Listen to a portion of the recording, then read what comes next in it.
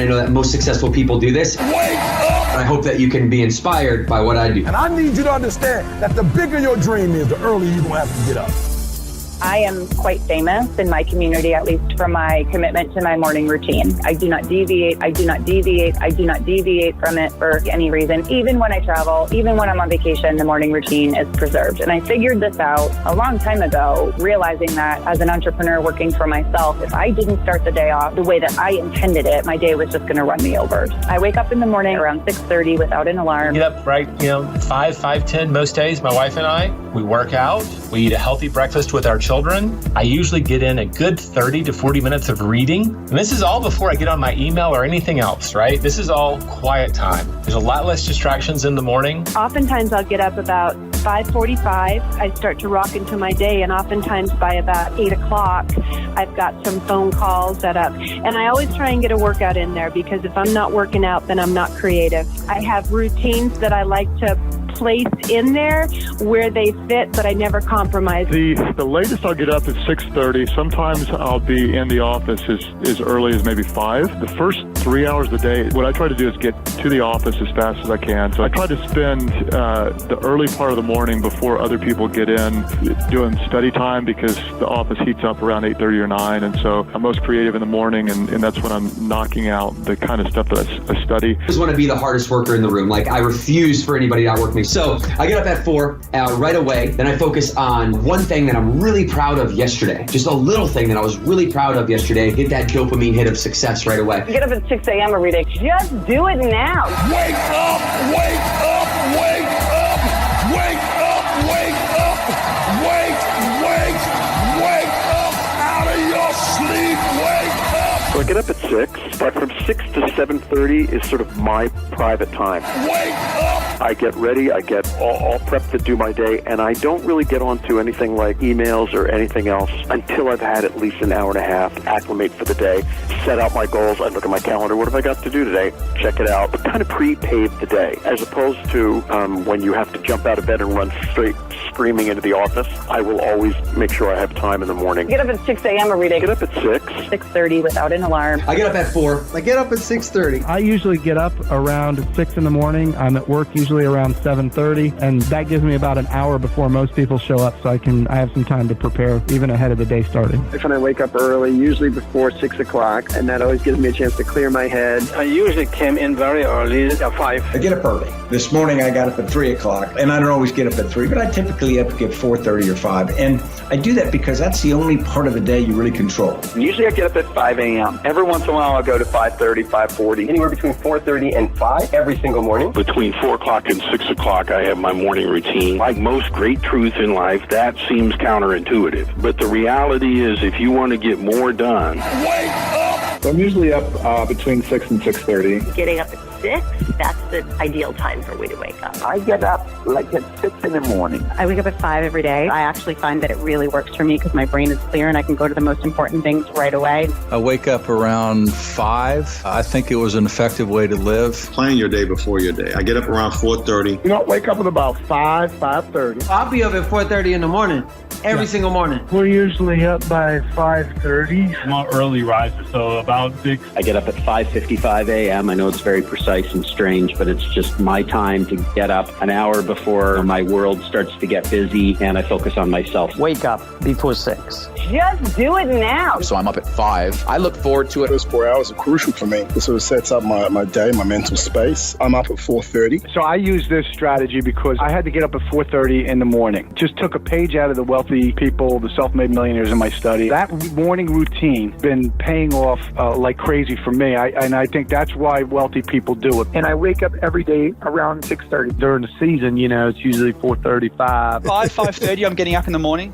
It's a way to win the day before the day starts. I'm up every morning at about 4:30. The first hour is for me. Why did I make it 4:30? Because nobody else is awake. Nobody's going to bother me. That time belongs to me. I've never woken up on the morning of a speech any later than 2 a.m. But I'll wake up at 3, and I'll look at the clock and I'll say, you got to be kidding, it's 3 a.m. And then I'll say to myself, look, You're not going to sleep anyway, so you might as well just get up and go in. Walked to my office 6:15. I took that time to plan my day, answer all my emails, hour and 40. Boy, just get myself set up, know exactly where I'm going to spend the day, what I'm going to do, what I'm not going to do, answer people, and it's chaos for the rest of the day. What if you're not the only one that wants what you want? What if there are thousands of other people who want what you want? You have to outwork them. You got to outgrind them. You got to get up earlier. When you hit the snooze, you lose, and now the rest of the day you just kind of feel bad. The clock doesn't care about your situation. Time doesn't care if you're ready or not. The sun rises whether you choose to get up or not. That's the beauty of it all. The choice is yours, and the choice you make today shapes who you become tomorrow. I want to talk to you about 3 simple things that can change everything in your life. Just 3. But don't be fooled by their simplicity. Most people miss the power of simple disciplines practiced every day. They're looking for the complicated answer, the magic solution, the quick fix. Meanwhile, success leaves clues, and those clues are often found in the most basic habits. Wake up earlier, work harder, say nothing. You see, I learned a long time ago that success is nothing more spectacular than doing things of value every day. It's not about one home run. It's about showing up to practice day after day after day. Some days you hit, some days you miss, but you show up every single day. Now let me ask you something. What time did you get up this morning? And more importantly, what did you do with that first hour? Because I'll tell you something, that first hour of your day sets the tone for everything that follows. The early morning has gold in its mouth. Not actual gold, of course, but opportunity. Opportunity that most people sleep right through. While others are dreaming about success, the achievers are already up, already planning, already growing. You know what fascinates me about waking up early? It's entirely within your control. You don't need permission. You don't need special skills. You don't need money or connections or anything else. You just need to decide. That alarm goes off, and you have a choice to make. Hit snooze and stay the same, or get up and begin to change. Now, I'm not talking about just setting your alarm earlier and dragging yourself out of bed feeling miserable. That's not the point. I'm talking about giving yourself the gift of time, time that belongs just to you before the demands of the day come calling. Time to think, to plan, to prepare, to grow. When you wake up at 5 a.m. instead of 7 a.m., you've just created 14 extra hours in your week. Think about that. Almost 2 full work days of additional time that most people never find. What could you do with 14 extra hours? Learn a new skill, read those books you've been putting off, exercise, plan your day, work on that side business, spend time in thought and reflection. The early morning is magical because the world is quiet. No phones ringing, no emails dinging, no people asking for things. Just you and your thoughts and your goals and your plans. Look at history's greatest achievers. Benjamin Franklin started his day at 5 a.m. So did Ernest Hemingway. So does Tim Cook of Apple. So does Howard Schultz, who built Starbucks. The list goes on and on. Are they superhuman? No. Do they need less sleep than you? Probably not. They simply made a choice to give themselves the advantage of those early morning hours when their mind is fresh and the world is still quiet. Now, some of you might be thinking, that sounds nice, but you don't understand my situation. Maybe you work night shifts. Maybe you have small children. Maybe you have health issues that affect your sleep. I understand. Not everyone can wake up at 5 a.m., but here's the thing. The principle remains the same even if the timing changes. The question is, are you controlling your time, or is your time controlling you? Are you giving your best hours to your most important priorities? Or are you giving your leftover energy to what matters most? Because that's what waking up earlier really represents, taking control of your time instead of letting your time control you. Think about what happens when you oversleep. You rush, you skip breakfast, you feel behind all day, you're reactive instead of proactive, you're playing catch up from the moment your feet hit the floor. Now contrast that with giving yourself an extra hour in the morning. You move with purpose, not panic. You have time to think, to plan, to center yourself. You're making choices rather than just responding to whatever comes your way. You're setting the tone for your day rather than letting your day set the tone for you. The early morning is also when your willpower is strongest. Research shows that willpower is like a muscle. It gets tired as the day goes on. That's why it's easier to skip the gym after a long day of making decisions at work. Your willpower muscle is exhausted. But in the morning, that muscle is fresh and ready for exercise. So when you tackle your most challenging tasks in those early hours, you're giving them your strongest self. Here's another thing about waking up earlier. It's a keystone habit. That means it's one of those habits that, once established, tends to lead to other positive habits almost automatically. When you start your day with an act of self-discipline, it becomes easier to maintain that self-discipline throughout the day. The person who gets up at 5 a.m. to exercise is more likely to make healthy food choices at lunch. The person who rises early to read and learn is more likely to look for growth opportunities throughout the day. The person who begins the morning by planning their day is more likely to stay focused on those plans when distractions arise. One small change, setting your alarm for an earlier time, can create a ripple effect that touches every area of your life. That's the power of a keystone habit. But here's the catch. This doesn't happen overnight. There's an adjustment period. Your body needs time to adapt to a new sleep schedule. Your mind needs time to embrace a new routine. The first few days, maybe even the first few weeks, will feel challenging. That's where most people quit. They try getting up early for a day or two, feel tired and uncomfortable, and decide this isn't for me. What they don't understand is that discomfort is part of the process. It's the price of admission. It's the cost of growth. Think about it this way. When you go to the gym and lift weights, what happens? Your muscles feel sore. That soreness is a signal that growth is happening. The same is true when you change your sleep habits. The initial discomfort is a signal that you're growing, changing, becoming something new. The question is, are you willing to endure short-term discomfort for long-term gain? Because that's what separates the achievers from the dreamers. The achievers understand that feeling good is not the same as doing good. Sometimes the most important things we can do don't feel good at all, at least not at first. So how do you make this transition easier? Start small. Don't try to wake up 2 hours earlier right away. Begin with 15 minutes. Once that feels comfortable, add another 15 minutes. Small steps lead to big changes when taken consistently over time.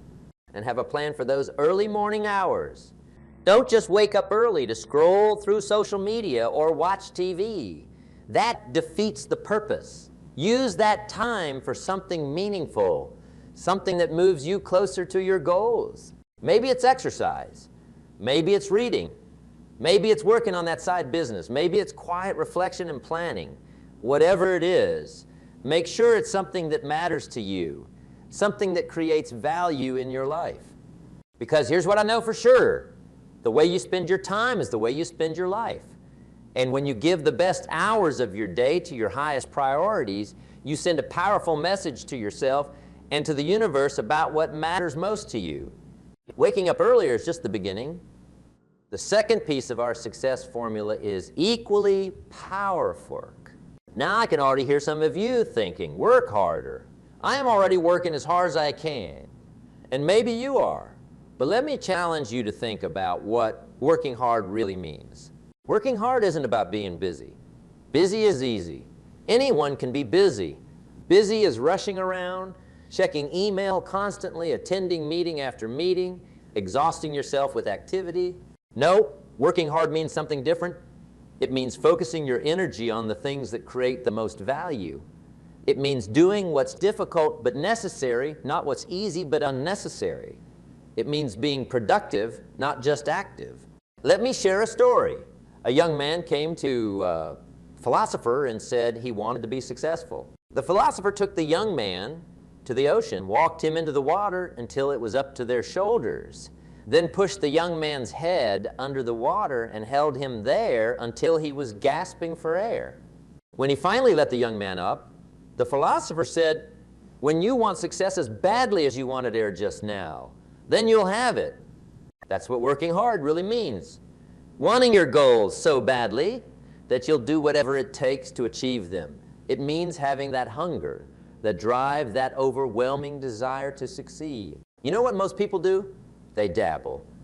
They try a little of this, a little of that. They work hard when they feel like it, when it's convenient, when it's comfortable. They want the results without the effort, the harvest without the planning, the victory without the battle. But life doesn't work that way. You can't plant apple seeds and expect to harvest oranges. You can't put in average effort and expect extraordinary results. The universe rewards effort. Consistent, focused, determined effort. I'm reminded of something my mentor, Earl Shove, told me many years ago. He said, Jim, never wish it was easier, wish you were better. Don't wish for fewer problems, wish for more skills. Don't wish for less challenge, wish for more wisdom. That's the mindset of someone who understands what it means to work hard. They don't shrink from challenges. They rise to meet them. They don't complain about obstacles. They find ways around, over, or through them. They don't make excuses. They make progress. Working hard also means doing what others aren't willing to do. It means showing up when others don't. It means staying late when others go home. It means reading one more book, making one more call, trying one more approach when others have given up. But here's what's interesting about hard work. It gets easier over time. Not because the work itself becomes easier, but because you become stronger. Your capacity grows, your stamina increases, your skills sharpen. What once seemed impossible becomes merely challenging. What once seemed challenging becomes routine. This is the miracle of personal growth. You're not the same person you were a year ago, and you won't be the same person a year from now. The question is, will you be stronger or weaker? More skilled or less skilled? Better or worse? The answer depends on how hard you're willing to work today. Now, some people here work harder and immediately think it means having no life outside of work. That's not what I'm saying at all. In fact, the hardest workers I know are often the ones who have the richest lives outside of work. They understand the importance of balance, of renewal, of relationships, but they also understand something many people miss. The quality of your rest depends on the quality of your work. When you know you've given your best, when you know you've earned your rest, it's sweeter, more satisfying, more rejuvenating. The person who works half-heartedly all day, then collapses on the couch at night, isn't truly resting. They're just escaping. But the person who works with focus and intensity, who pushes themselves beyond what's comfortable, who tackles the difficult tasks that create real value, that person experiences genuine rest, genuine satisfaction. Working hard also means working smart. It means understanding the difference between activity and productivity. It means focusing on what matters most, not just what's in front of you. It means asking better questions, making better priorities. Overcoming that natural tendency requires something more powerful than nature. It requires philosophy. It requires a set of beliefs, values, and principles that guide your choices, even when those choices aren't easy or comfortable. My philosophy is simple. Life is hard.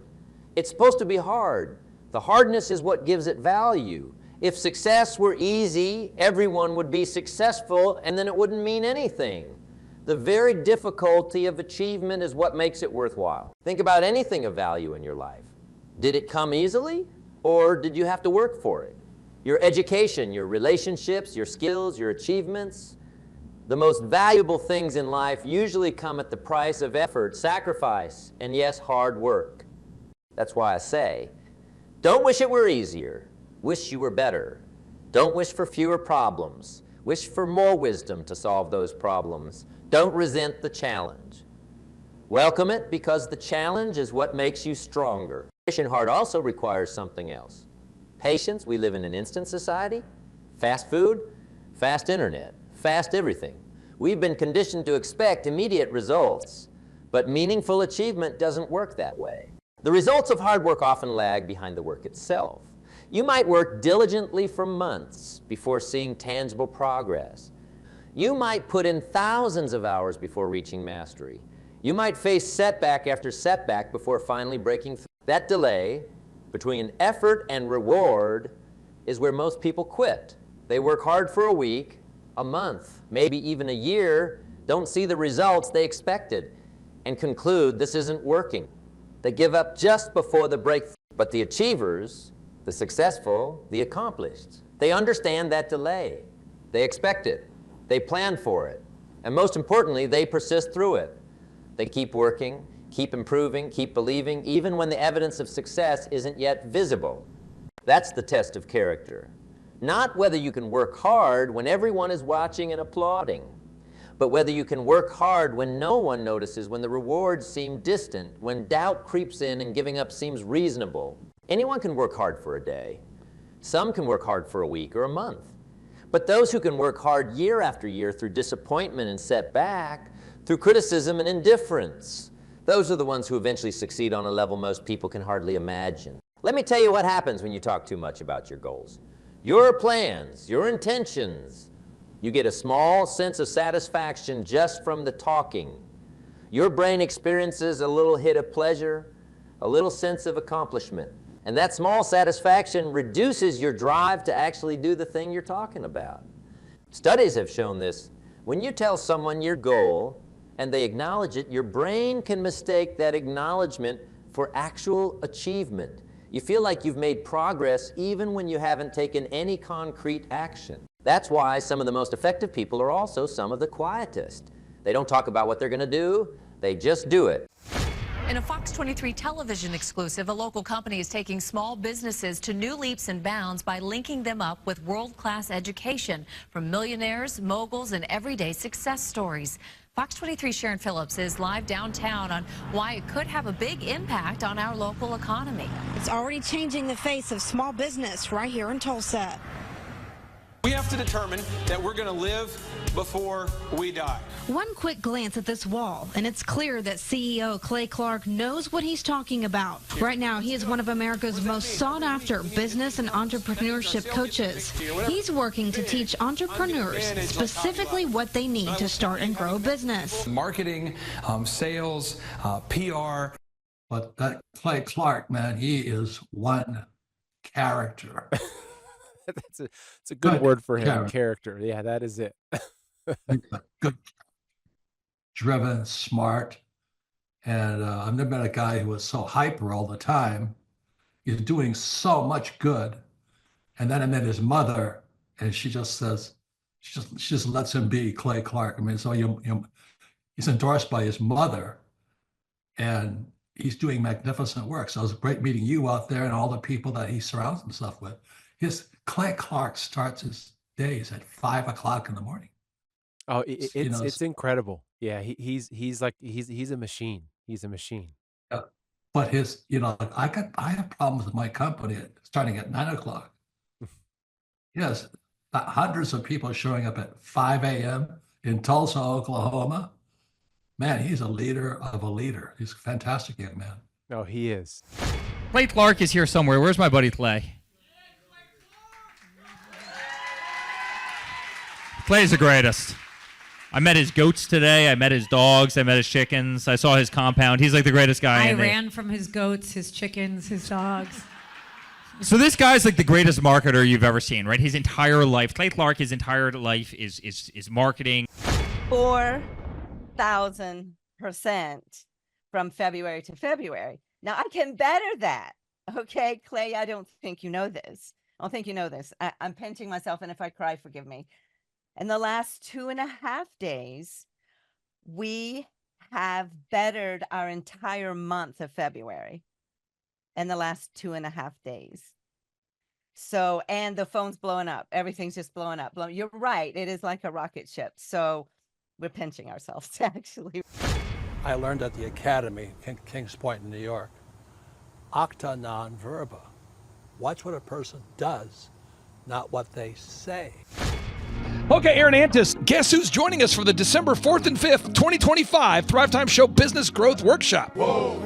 Ooh, Santa Claus? No, we will not be joined by Santa Claus, but we will be joined by Eric Trump, the son of the 45th and now 47th president of these United States. And yes, Amanda Grace will be in the place. And yes, Dr. Stella Manuel will be there, so you know it will go well. Yes, we have Mel K in the house. Pastor Phil and Tammy Hotson-Pillar will be hosting this event at their beautiful church right there in sunny Anaheim, California.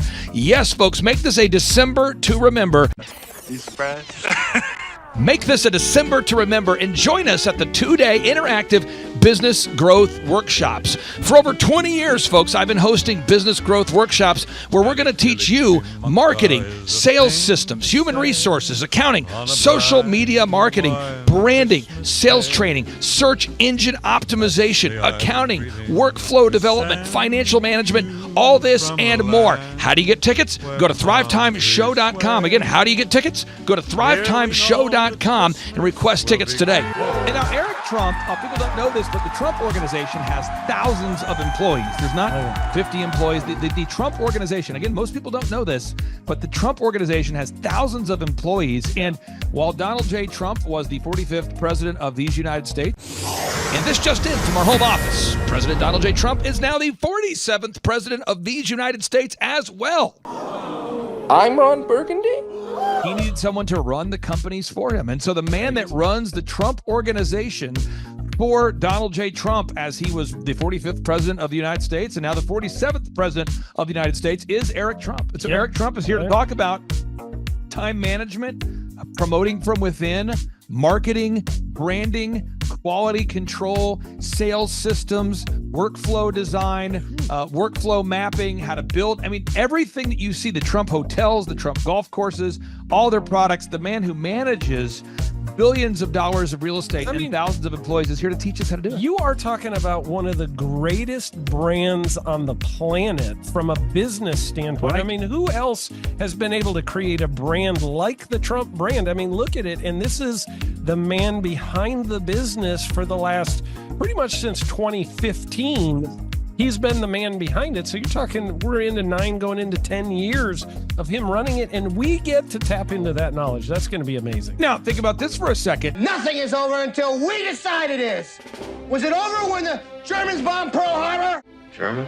Forget it, he's rolling. And it ain't over now. The lineup continues to grow, and this is how we do our tickets here at the Thrivetime Show. If you want to get a VIP ticket, you can absolutely do it. It's $500 for a VIP ticket. We've always done it that way. Now, if you want to take a general admission ticket, it's $250 or whatever price you want to pay. And the reason why I do that, and the reason why we do that is because we want to make our events affordable for everybody. I grew up without money. I totally understand what it's like to be in a tight spot. So if you want to attend, it's $250 or whatever price you want to pay. That's how I do it. And it's $500 for a VIP ticket. Now, we only have limited seating here with... Whoa. There's a lot of togetherness and closeness, camaraderie. So again, if you want to get tickets for this event, all you have to do is go to thrivetimeshow.com. Go to thrivetimeshow.com. When you go to thrivetimeshow.com, you'll go there, you'll request a ticket, boom. Or if you want to text to me, if you want a little bit faster service, you say, I want you to call me right now.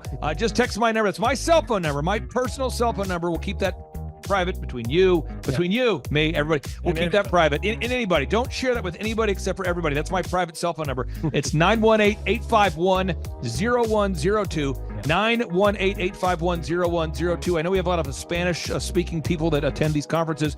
And so to be bilingually sensitive, my cell phone number is 918-851-0102. That is not actually bilingual. That's just saying Juan for a one. It's not the same thing. I think you're attacking me. Now, let's talk about this. Now, what kind of stuff will you learn at the Thrivetime Show workshop? So, Aaron, you've been to many of these over the past 7-8 years. So let's talk about it. I'll tee up the thing, and then you tell me what you're going to learn here, okay? Okay. Yeah. You're going to learn marketing and branding. What are we going to learn about marketing and branding? Oh, yeah. We're going to dive into, so many people say, I got to get my brand known out there, like the Trump brand, right? You want to get that brand out there. It's like, how do I actually make people know what my business is and make it a a household name. You're going to learn some intricacies of how you can do that. You're going to learn sales. So many people struggle to sell something. This just in, your business will go to hell if you can't sell. So we're going to teach you sales. We're going to teach you search engine optimization, how to come up top in the search engine results. We're going to teach you how to manage people. Aaron, you have managed, no exaggeration, hundreds of people throughout your career and thousands of contractors. And most people struggle with managing people. Why does everybody have to learn how to manage people? Well, because first of all, you either have great people or you have people who suck. And so it can be a challenge. Learning how to work with a large group of people and get everybody pulling in the same direction can be a challenge. But if you have the right systems, you have the right processes, and you're really good at selecting great ones, and we have a process we teach about how to find great people. When you start with the people who have a great attitude, they're teachable, they're driven, all of those things, then you can get those people all pulling in the same direction. So we're going to teach you branding, marketing, sales, search engine optimization. We're going to teach you accounting. We're going to teach you personal finance, how to manage your finance. We're going to teach you time management. How do you manage your time? How do you get more done during a typical day? How do you build an organization if you're not organized? How do you do organization? How do you build an org chart? Everything that you need to know to start and grow a business will be taught during this 2-day interactive business workshop. Now, let me tell you how the format is set up here. And again, folks, this is a 2-day interactive 15. Think about this, folks. It's 2 days. Each day it starts at 7 a.m. and it goes until 5 p.m. So from 7 a.m. to 5 p.m., 2 days. It's a 2-day interactive workshop. The way we do it is we do a 30-minute teaching session, and then we break for 15 minutes for a question and answer session. So, Aaron, what kind of great stuff happens during that 15-minute question and answer session after every teaching session? I actually think it's the best part about the workshops, because here's what happens. I've been to lots of these things over the years. I've paid many thousands of dollars to go to them.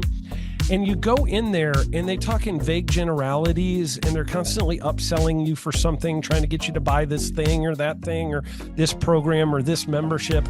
And you leave not getting your very specific questions answered about your business or your employees or what you're doing on your marketing. And what's awesome about this is we literally answer every single question that any person asks, and it's very specific to what your business is. And what we do is we allow you as the attendee to write your questions on the whiteboard. Yep. And then we literally, as you mentioned, we answer every single question on the whiteboard. And then we take a 15-minute break to stretch.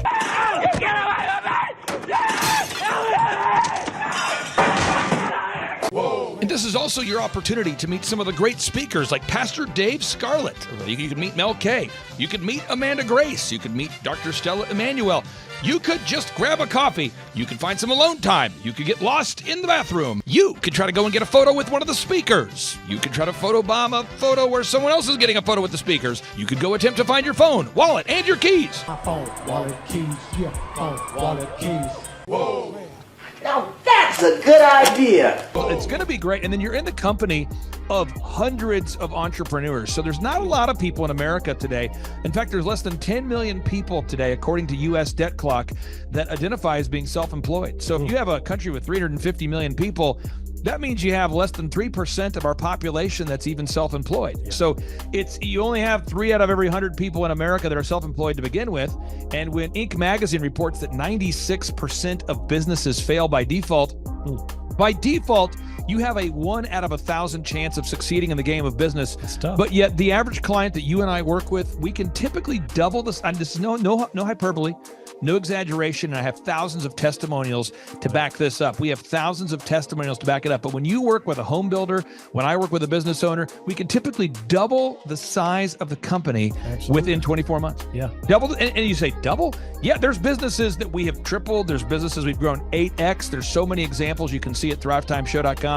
But again, this is the most interactive, best business workshop on the planet. This is objectively the highest rated and most reviewed business workshop on the planet. Whoa. Add to that, Eric Trump, the man that runs the Trump Organization.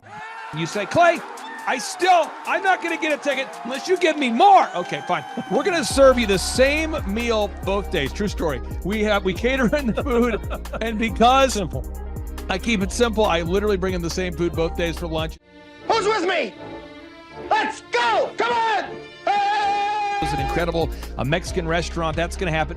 Someone says, I want more. This is not enough. Give me more. Okay, I'm not going to mention their names right now because I'm working on it behind the scenes here. But we just continue to add more and more success stories. So if you're out there today and you want to change your life, you want to give yourself an incredible gift, you want a life-changing experience, you want to learn how to start and grow a company, go to thrivetimeshow.com. Go there right now, thrivetimeshow.com. Request a ticket for the 2-day interactive event. Again, the event's going to be on December 4th and 5th in sunny Anaheim, California. Great weather. Make this a December to remember. Eric Trump, the man who leads the Trump organization. It's going to be a blasty blast. There's no upsells.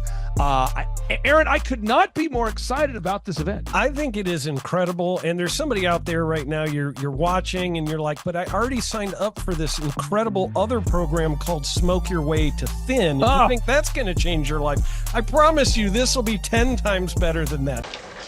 Looks like I picked the wrong week to quit smoking. Don't do the Smoke Your Way to Thin conference. That is, I've tried it. Don't do it. Yeah, chain smoking is not a viable. I mean, it is life changing. It is life changing. If you become a chain smoker, it is life changing. Not the best weight loss program, though. Right.